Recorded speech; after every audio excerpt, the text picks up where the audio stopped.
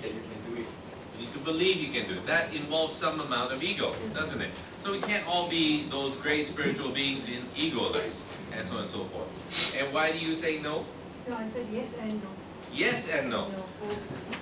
Always. Why do women do that? It's always yes and no. Do you want it yes and no? Sorry, yes. Go ahead. Sorry. You need to have a fine line. A certain amount of ego is necessary to do your job well. To do your job well, because you think you can do your job very well. That's good. You need that ego. The fact that you're up here presuming to be a teacher to begin with involves some measure of ego. Whenever you finish a statement like, I am a teacher, educator, mentor, speaker, it involves a certain amount of ego. You have something vested in that character or that personality known as the speaker who's about to teach. When does it behoove you in this context to not have an ego?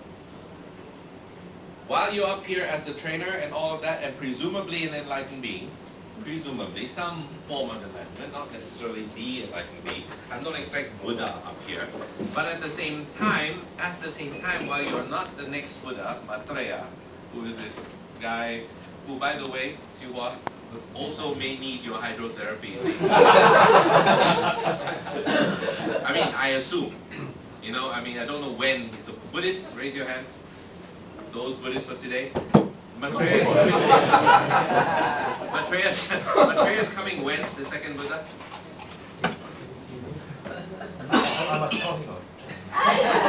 Check his schedule and let me know when he's coming again. And so on. But somewhere around this time or next time or 1,000 years, I'm not sure when it is.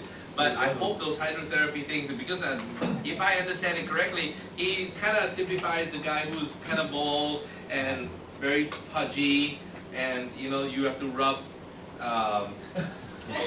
his belly to make a wish, and you kind of do that with the statues that you see in the entrances, and I see people rub the statues and stuff. And then she and her friends, you know what they did to me? They came to me and they rubbed my belly. That one night, yeah, they did. They rubbed my belly, and I said, look, if you rub up here, you make you happy. But if you rub lower down, it makes me happy. So let's make each other happy. Anyway, regardless, when you're up here and the time not to have an ego is when someone is speaking. Because your room is filled with many, many different egos. If you have 60 people in your room, you have 60 different ego personalities. Your job is to keep your ego in check.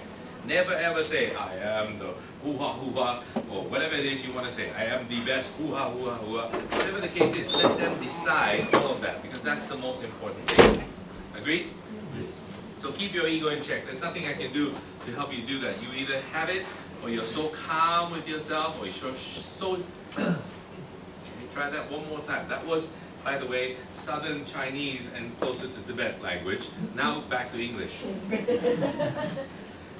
You have to be so sure of yourself that you are able to bend. And tomorrow we'll talk about the 7 deadly needs that people have and how you can overcome yours first before you help somebody else overcome their deadly needs. Also at the same time, learn to allow other people to be right. If they oppose you in some way with a question about this, that, the other thing, and that, wow, that's a great thought. I mean, you're seeing it from a different perspective that I never saw before. I'd love to incorporate that into this. And that's amazing. Thank you for sharing. Blah, blah, blah, blah.